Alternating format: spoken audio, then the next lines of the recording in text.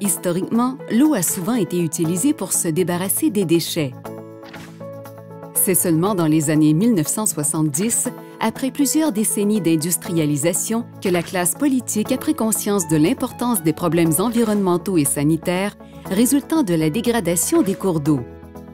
Des moyens ont alors été pris pour améliorer les choses. Vers le début des années 1980, le programme d'assainissement des eaux du Québec était créé et en 1988, la construction des 2 usines de traitement des eaux usées de la région de Québec débutait. Aujourd'hui, la Ville de Québec possède un réseau de 3000 km de conduites enfouies qui dessert la très grande majorité des habitations, industries, commerces et institutions.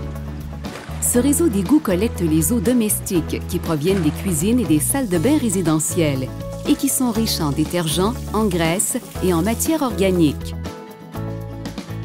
ainsi que les eaux usées industrielles, qui peuvent contenir des produits toxiques, des solvants, des métaux lourds, des micropolluants organiques et des hydrocarbures.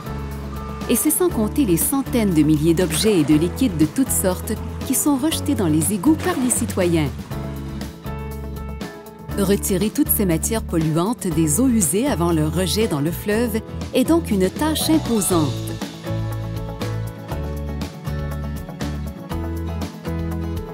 L'assainissement qu'effectuent les 2 usines de traitement de Québec comprend 5 opérations principales, dont la durée totale est de 45 minutes.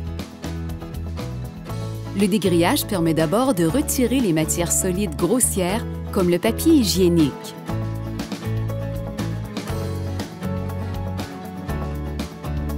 Puis, le sable et les matières flottantes composées d'huile, de graisse et d'écume sont enlevés.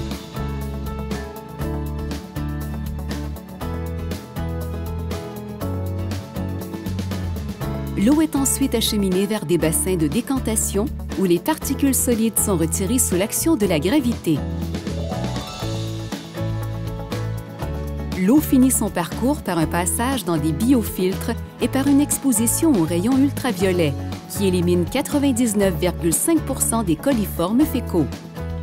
Chaque année, les 2 usines de la Ville de Québec traitent ainsi quelques 130 milliards de litres d'eau usée, soit l'équivalent de 45 000 piscines de taille olympique, et retirent d'énormes quantités de polluants, 500 tonnes de déchets, 800 tonnes d'huile et de graisse, 2300 tonnes de sable et 21 000 tonnes de boue sèche. Or, le transport et le traitement des eaux usées nécessitent des investissements toujours plus importants. C'est pourquoi il est important que les citoyens et les entreprises conjuguent leurs efforts pour limiter les quantités et la qualité des eaux à traiter.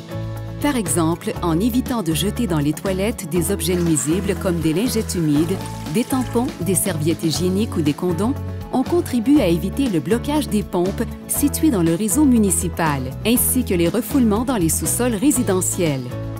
Se débarrasser des solvants, huiles usées et peintures aux écocentres plutôt qu'à l'égout a aussi une incidence positive sur le bon fonctionnement des usines de traitement et conséquemment sur la qualité de l'eau des cours d'eau et sur l'environnement.